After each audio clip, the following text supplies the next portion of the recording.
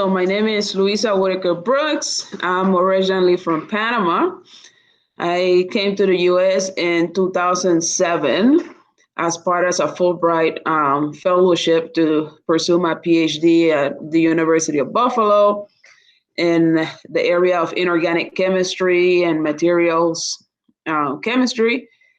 Then I completed my PhD in 2011, where I joined the Department of Chemical Engineering at Princeton University as a postdoc, doing mostly organic electronics.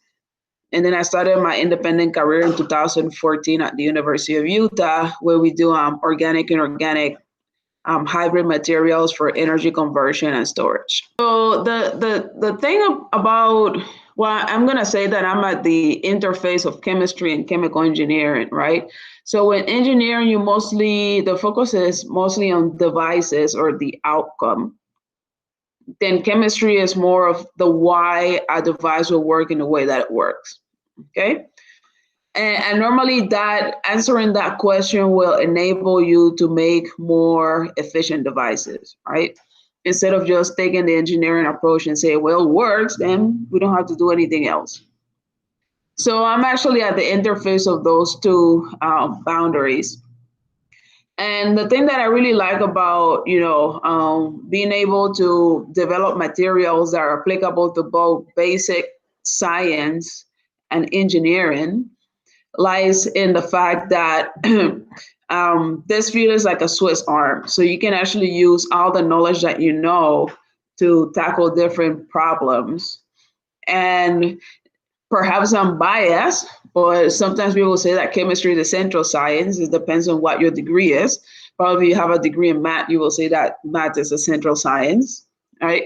But the thing is that I have had some of my students that they have jobs at multiple companies where they actually get a PhD in chemistry, but they're actually performing as engineers, right? Or I've had collaborators that they actually have a degree in math and they actually work in finances, right? So the thing about STEM is that it gives you the basic knowledge that you can actually apply your knowledge to different fields and different problems. That's what got me into this field. So before I actually say that, something that we have to keep in mind that there's not a direct path to anything, right? So we have to be flexible and keep in mind that everything is basically a state of function. And a state function in chemistry, it means that you just care about the beginning and the end. You don't care what happens in the middle as long as you get to the end, right? So I actually started in Panama, and I mean, being from Panama, I would say that the main focus of Panama is the Panama Canal, right? So normally we're just known for that. So most of the fellowships to go abroad is to actually go back to Panama so you can address any water related issue with the Panama Canal. So I actually started like that. So I was going to do that. So I came to the US to study analytical chemistry. So I went to Buffalo, and when I got there, I met a really good professor that was actually starting his career as an assistant professor. And he totally blew my mind in the way of the level of excitement that he had for science, that I just switched from analytical chemistry to inorganic chemistry. Okay. So then, and then I realized that I could actually think about water and energy from an inorganic perspective instead of an analytical perspective. So then we started developing characterizations that are actually applicable to water. So I actually have a lot of collaborations with people in Panama, and I'm actually using inorganic chemistry to address some of those problems that are typical to Panama. Right. So then from there, I went to Princeton University, where I was looking at devices now, right? So we can make materials, so can we actually make a sensor that will detect contaminants or something like that, right? So again, it's still applicable to water, but it's not in the traditional analytical chemistry path. And then after that, then I came to the University of Utah, where we actually looking at, let's say, renewable energy technologies, where we can actually, again, address water from another perspective, because now we can think about heat recovery systems or better ways of producing energy or storing energy that in Panama is actually converted from, let's say, water into energy. So we do a lot of like hydro plants, whereas in the US it's mostly like nuclear plants, right? So then we can find better ways to store that energy and preserve water in a better way.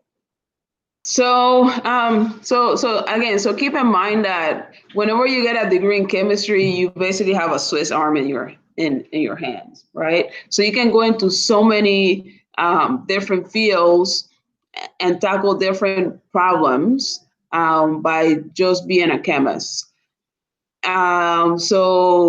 Particularly when you are taking chemistry, we have, and a lot of universities do it in that same way as well.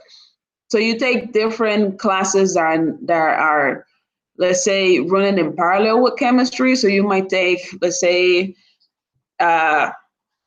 engineering class or a thermodynamic class, right? Or a statistic class, right? That gives you that knowledge in order to, put down in your CV something that you already know. The other thing that is also very, very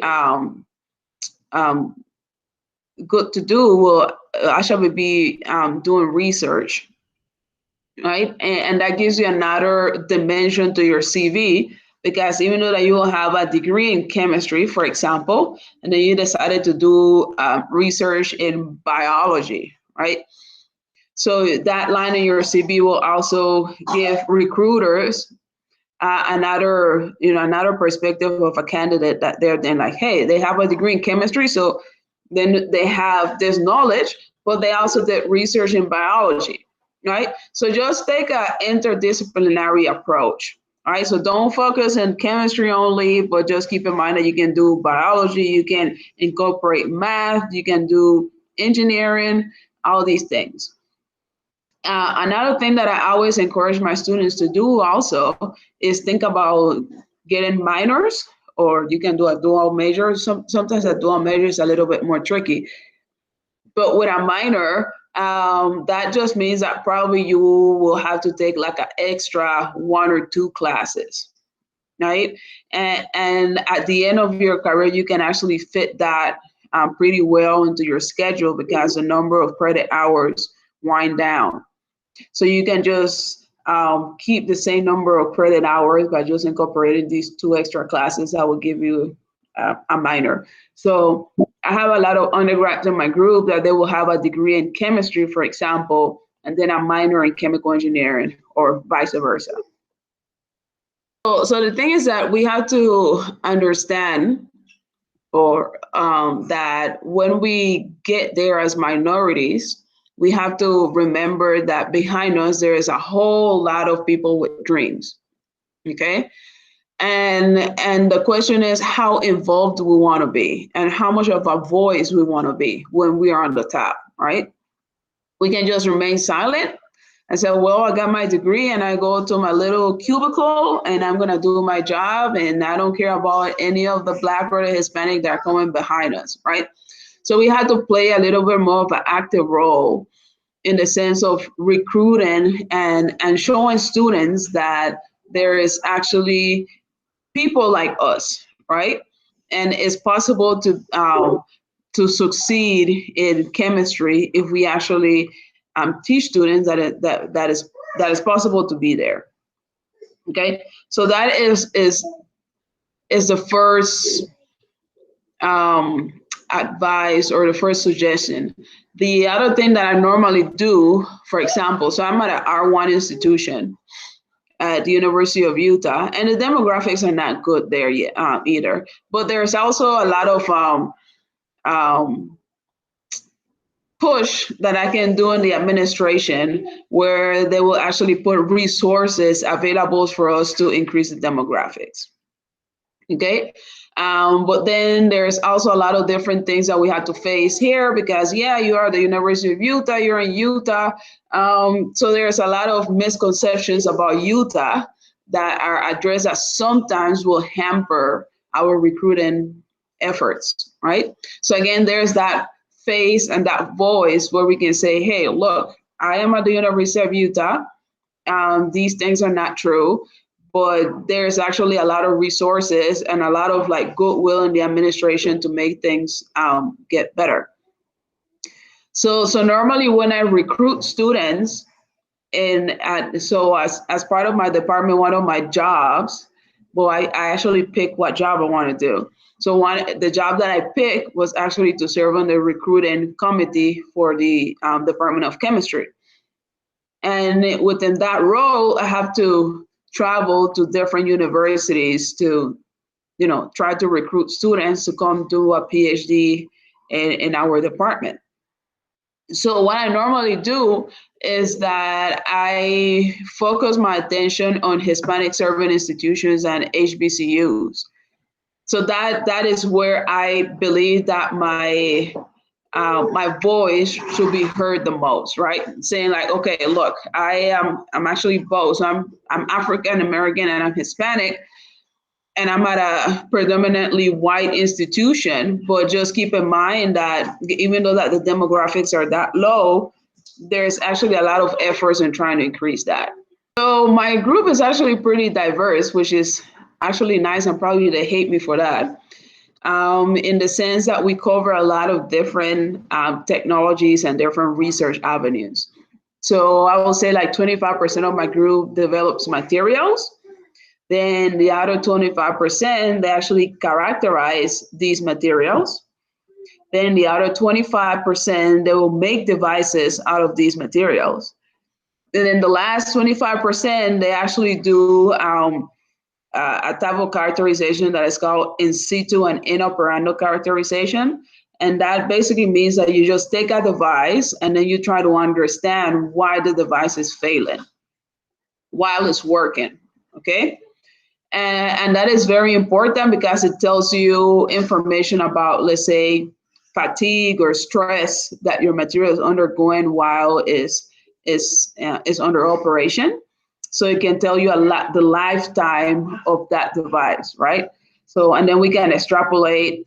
So let's say my group is 7 years old, but by extrapolation, we can say, well, our material and our device, if you run it for 1,000 hours, it will last 40 years, right? And after that, you will have to replace it in whatever electronic we have.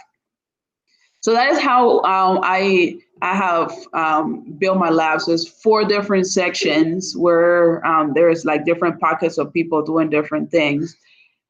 And then under the overarching goal of looking for materials for energy conversion, storage, and electronics.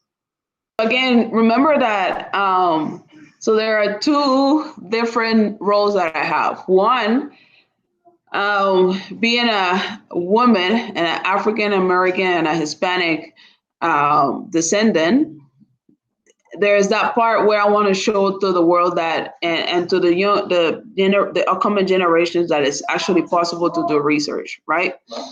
And it's possible to succeed in this endeavor. Then there's the other part where our brain can address problems in a very different way, right? So women will approach things in a very different way. Men will approach things in a different way, right? And it shouldn't be exclusive at all, but more of an inclusive framework. So the way that I approach a problem might be very different in the way that you will, right? So whenever we are trying to understand or address a challenge in the world, we are actually taking an approach that that might be a little bit different from other people in that is actually doing that type of research, right? So with my research, what I'm actually trying to do is come up with, renewable energy that will impact underserved populations. Okay, with the type of resources that they might have, right? So if you're actually trying to do solar panels, right, can I actually take my solar panels and put it in, underserved populations or underserved countries, and give them the tools to actually build one, right? With a very low cost materials, but actually give them the tools or the knowledge for them to actually do it. Okay. So beside us coming up with a technology, we want to make technologies that are easy enough for people to actually build it themselves.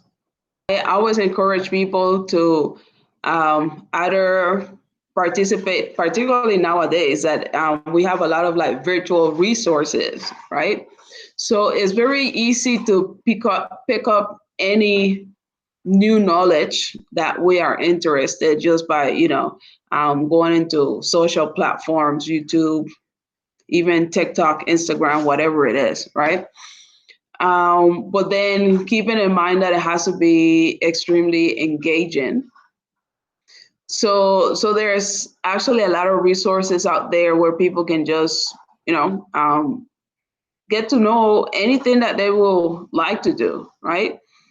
I have a 5-year-old that he will YouTube things and he will actually talk to me about, the other day we were driving and he saw like this big, it was a water tank, but he associated that with nuclear waste, like a nuclear reactor. And then he was just telling me all these things, and I'm pretty sure that he got from YouTube because I didn't teach him any of that. All right. But then just keep in mind that there's a lot of information and resources, and reach out, right? Like a lot of people are really happy to share their research and their knowledge with interested folks. So if I get an email of somebody asking me like, hey, do you know how this thing work or what? I get it all the time, right? And that excites me just to see that there's somebody that is interested in learning what I'm trying to do with my research. So I would like to take my research program to the integration of different technologies. So right now we are just, most of our materials perform in a very unidimensional way. So what does that mean? So we are actually addressing solar energy, then it will just be able to convert solar energy into electricity. So what we're trying to do now is actually try to find materials that can perform multiple materials and devices that can perform multiple tasks at the same time. Okay, just to give you an example, if you're talking about solar energy, right, and you have 100 rays that are hitting the earth, about 33 of those rays are the only ones that are being converted into electricity, which means that you have 67 other rays that just dissipated into heat, right? So can we actually come up with materials that can convert both? So solar energy, so the rays that are related to energy into electricity, and then that heat into electricity as well. And then that way you have a more efficient device. Okay.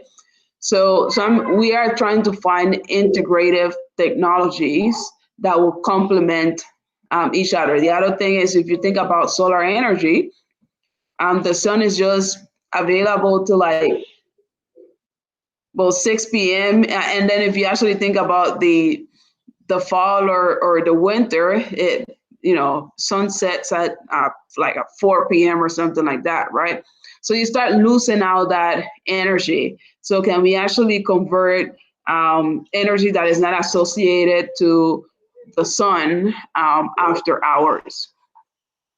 So then in that regard, can we actually incorporate conversion technologies with storage technologies, right? So let's say that you are jogging and you are producing your own heat, and then that is converted into electricity. Then we actually have a battery that we are constantly recharging, for example, your phone or things like that. Right. So what we're trying to do is demand more from materials now, and instead of having them perform just one task, we want them to perform multiple tasks at the same time. I normally tell my students that they will sleep a lot when they die. I don't know if that is a quote or what, but so we actually do a lot of experiments at national labs. And the way that it works at a national lab is that they will give you a chunk of hours consecutively. So you will have, let's say, 72 hours to do all the experiments that you need to do, right? And that means that you will go 72 hours without sleeping. All right. So then they will be, I'm used to it. So I can, I withstand more of my sleeping hunger when I'm there than them. But when they are falling asleep, I'm like, I always tell them, don't worry, we will sleep a lot when we die. But yeah, I actually like vanadium quite a bit, because vanadium was perhaps the first element that I was introduced as a graduate student. And with that element, I basically got my PhD. And there was a company that was founded due to some of the research that I did with that element. So I'm pretty grateful for vanadium. Probably I wouldn't be here if it wasn't for vanadium.